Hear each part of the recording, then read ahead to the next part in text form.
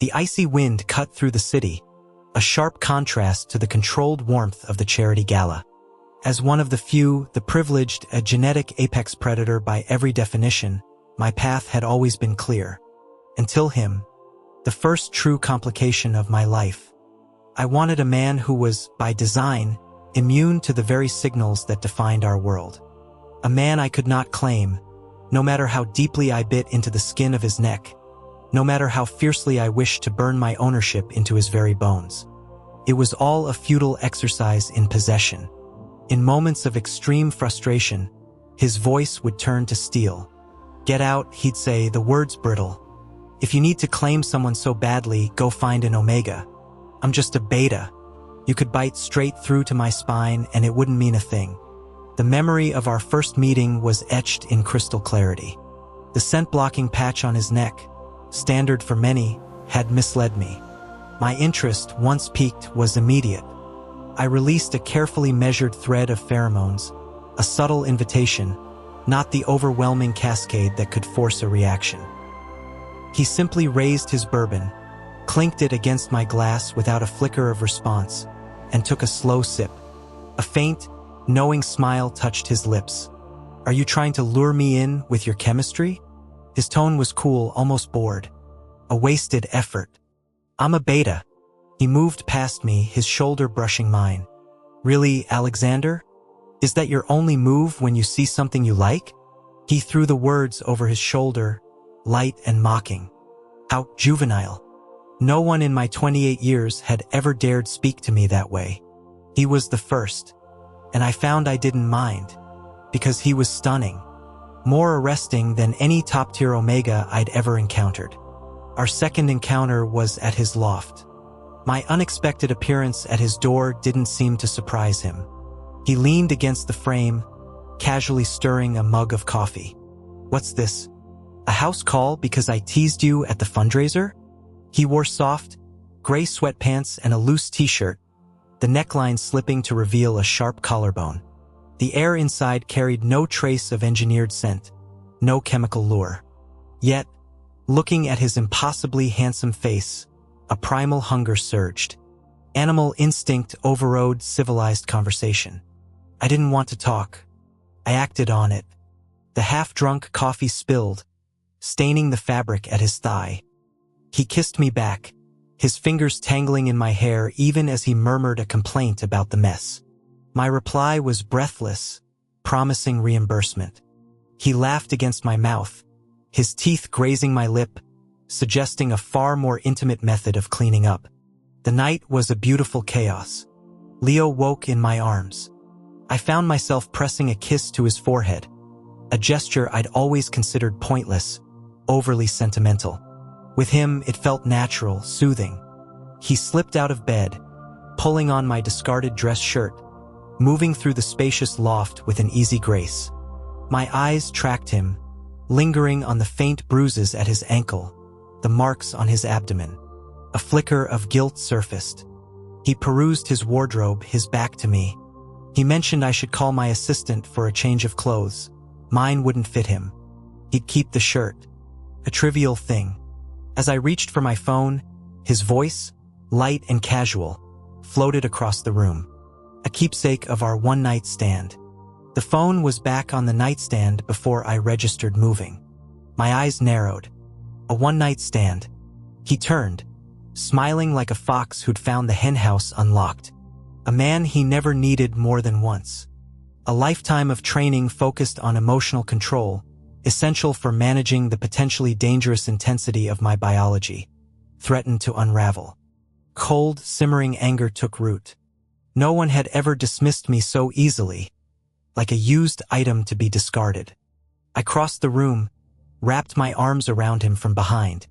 My thumb traced his lower lip, my fingers brushing against his tongue. A silent command for better words. He asked what better words I wanted to hear, mocking the idea that I'd fallen in love after a single night. Love was a concept I'd never entertained, but the taste of him was addictive. I wasn't finished. I bit his earlobe, feeling the fine tremor that ran through him. "Leo, you'll take those words back." My initial investigation had been rushed, yielding only an address. A deeper look revealed his full name, Leo Thorne, the largely forgotten eldest son of a powerful family, marginalized for one simple reason. He was a beta. In the silent war for family resources, he held no genetic advantage, no strategic marital value. He'd built his own small consulting firm, maybe 20 people.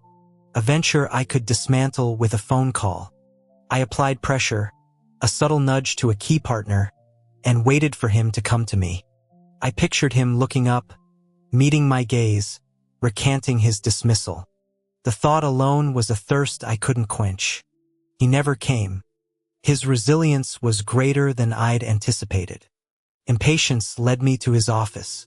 He was seated behind the modern desk, legs crossed, wearing a fitted black sweater that hinted at the lean muscle beneath.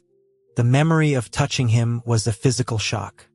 A slow, knowing smile spread across his face. "Alexander, it's been a while."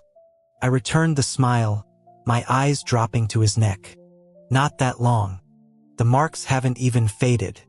His partner, Michael, looked between us, startled. Leo confirmed we were acquainted. "Quite well." Michael, seeing an opportunity, suggested we discuss the investment details privately. The proposed sum was insignificant. My question was for Leo alone. "Do we need to discuss this?" He was always clever. He told Michael we had some things to talk about. The moment the door clicked shut, Leo moved to lock it. I had him pressed against the polished wood before he could turn around. The kiss was desperate, hungry. I was beginning to appreciate the act. I told him he was being sensible, and that he should continue with more pleasing words. He could name his price. He gently tugged my tie, his voice a low murmur against my skin. He was retracting his statement about a one-night stand. My heart stuttered. Just untying my tie isn't nearly enough. He knew, of course, but he whispered that the office walls were thin. I swallowed his next words with another kiss. I never expected anyone to hold my interest for so long. Over drinks, my friend David expressed surprise at my recent reclusiveness. I admitted tersely to a disagreement at home. The cause was the faint, unmistakable trace of another alpha's pheromones on Leo's skin. A deliberate scent marking, not environmental residue. He seemed oblivious. Mine was a growled command for him to remember who he belonged to. His retort was calm, logical. He wasn't an omega. I couldn't claim him. He wasn't my spouse. He belonged to himself. The evening ended in a frosty silence. I decided to let him stew. To David, I merely said someone at home was keeping me busy. David immediately assumed an omega. It was the natural expectation. I corrected him. A beta. David's shock was palpable, his questions forming, when my phone rang. Leo's voice was soft, a little shaky, saying the power was out in his building and he was feeling uneasy. Still irritated, I offered a non-committal response and ended the call. David guessed it was my companion, complaining about a blackout. I feigned annoyance, but couldn't hide a thread of smugness. David shrugged, used to my indifference. But I was already reaching for my coat. David's question stopped me. "You're not actually in love, are you?" Don't lose perspective. My denial was instant, automatic. Of course not. My path was set. Marriage to a compatible omega, producing a powerful heir. Genetic legacy above all. I repeated it to myself in the back of the town car, watching the city blur past. The driver accelerated at my quiet command. The house was ablaze with light when I arrived. A brownstone in this neighborhood never lost power. Leo was on the sofa, a mischievous glint in his eye. He hadn't expected me back so soon.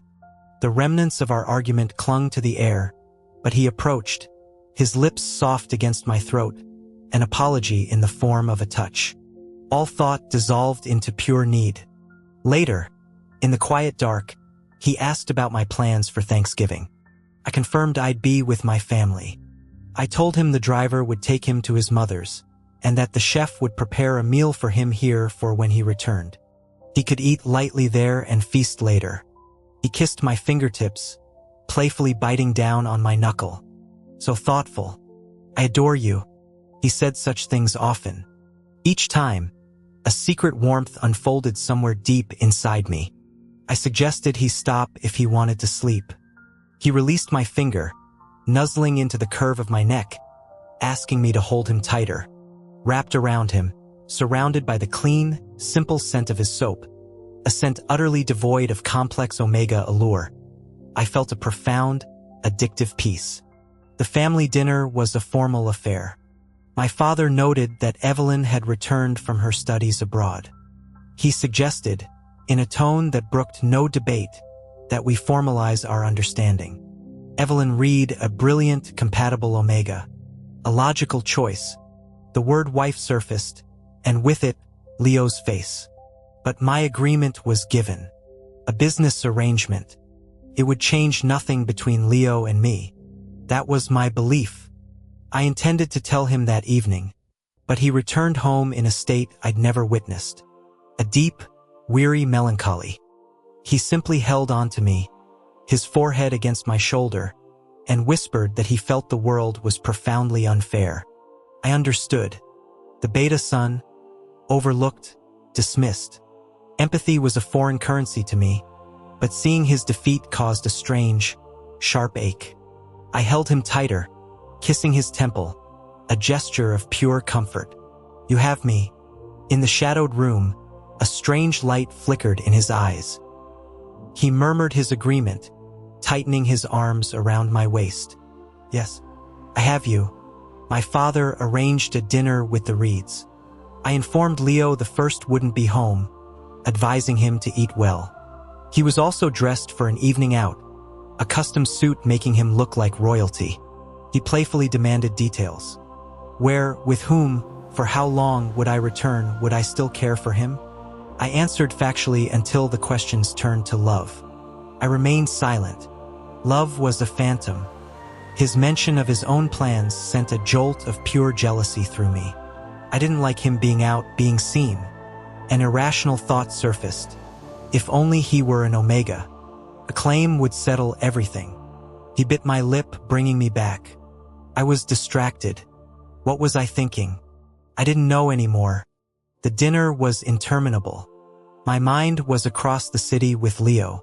Afterward, Evelyn approached, more elegant than ever. Her scent of night-blooming jasmine subtle, but present beneath her neutralizer. A deliberate, intimate leakage. She spoke softly of missing me, suggesting a nightcap. I declined, citing someone waiting at home. Her face paled. Her hand caught my sleeve. Her was veiled but clear.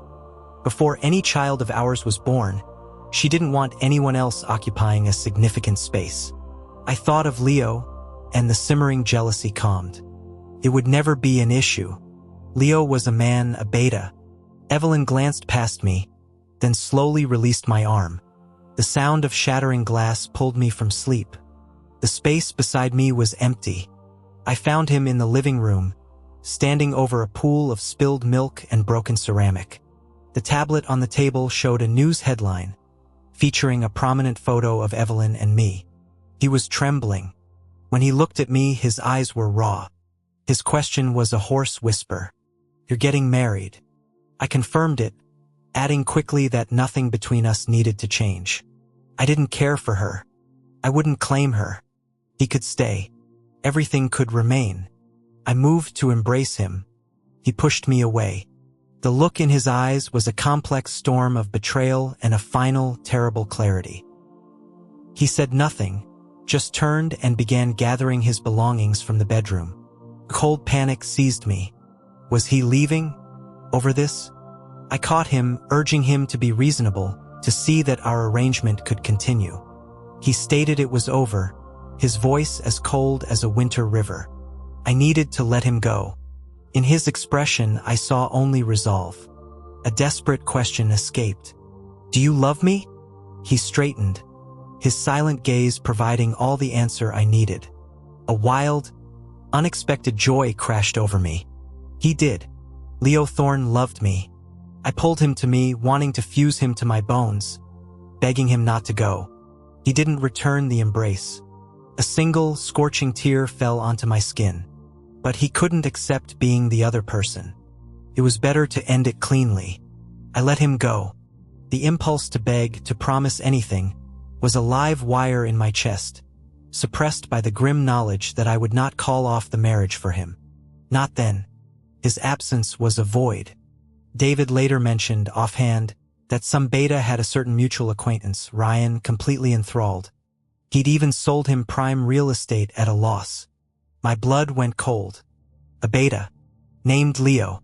The idea of him with someone else, smiling that smile for another, was a physical agony. I left without explanation. I sat in my car outside his building like a stalker, the winter air biting. His car finally appeared. Ryan got out with him. Leo was smiling. Ryan's hand came up, cupping Leo's jaw, leaning in. I told myself if he allowed it, that was my answer. I could walk away. As Ryan's head dipped, I flooded the scene with my headlights. Ryan stepped back, shielding Leo's eyes. I got out, offering a hollow greeting. Ryan understood the tension instantly. Leo stated flatly that we were over. I countered that I hadn't agreed. Pride was irrelevant now. I didn't want anyone else touching him. After Ryan left, I confronted him, my voice rough with a pain that felt like betrayal. You said you loved me. Is this what that means? He met my gaze, breathing unevenly. You're engaged. Was I supposed to wait around? Alexander, I'm not wasting my time. The coldness in his tone was venom. This wasn't the Leo who'd clung to me, who'd whispered affection into my skin. Something was fundamentally broken. I kissed him, a brutal attempt to erase his words. When I pulled back, his eyes were glistening. He said he refused to be the secret. Did I understand? The question hung in the air. A lifetime of being told I was impervious meant nothing. His tears were a weapon I had no defense against. I held him, and he didn't fight it, leaning into the embrace like he had on that terrible Thanksgiving. I held him as if he were the only solid thing in a dissolving world. As dawn lightened the sky, he told me to leave, to not come back, and wished me happiness.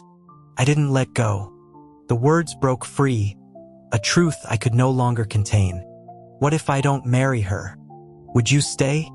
I knew it was madness, but his steady gaze gave me a courage I'd never known. For the first time, I wanted something for myself, not for my legacy. Announcing my decision to end the engagement caused a seismic silence. My father's throne crystal tumbler caught my brow. Evelyn rushed to me, her hands fluttering. I pushed her aside. To ensure no retreat was possible, I had made sure her parents were present. The fallout was severe, a tableau of shattered alliances and familial disappointment.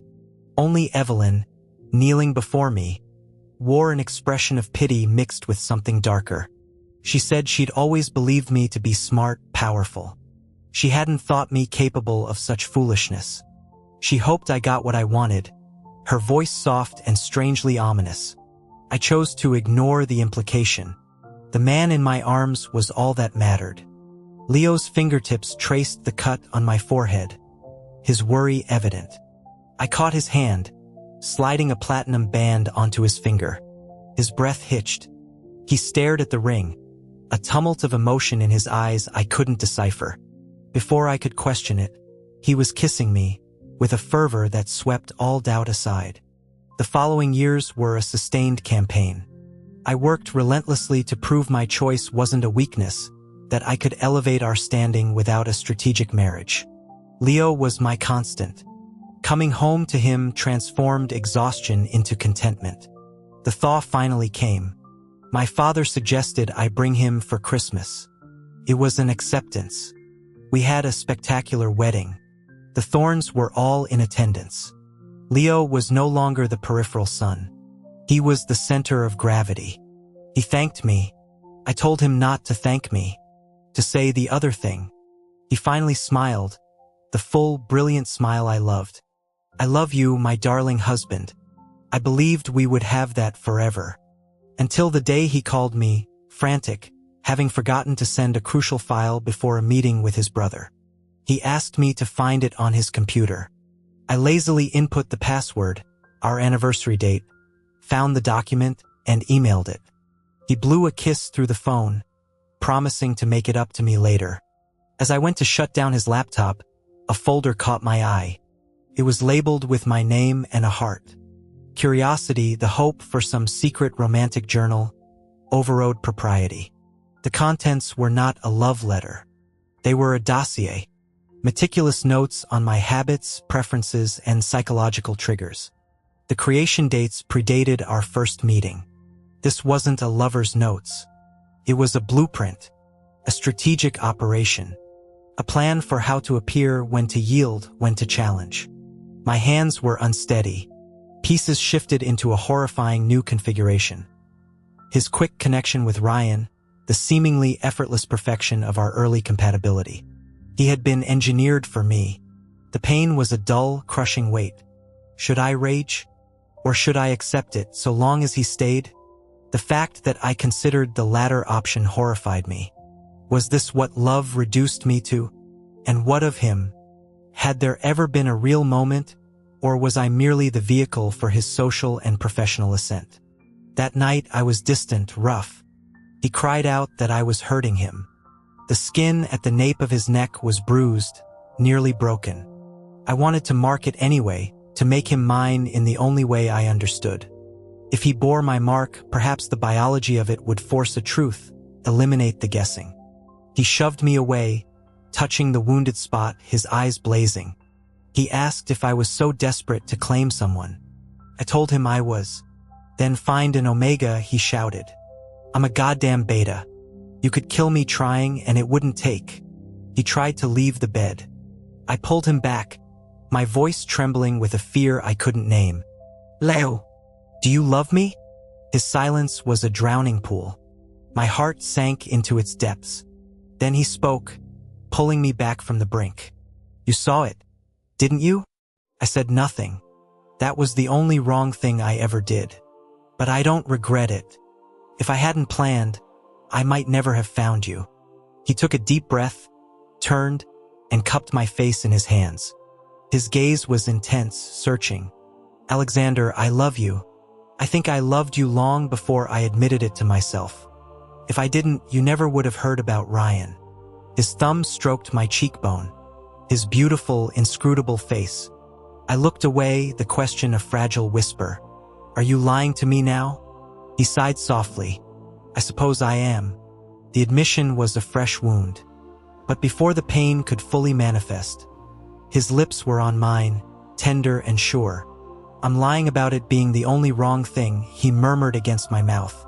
I plan to lie to you for the rest of our lives. My heart hammered against my ribs. He pulled me into a tight embrace. Our heartbeats synced, a rhythm too honest to fake. I had to be certain. A lifetime, our hands intertwined, the matching bands cool and solid. Our own unique brand of ownership. A lifetime,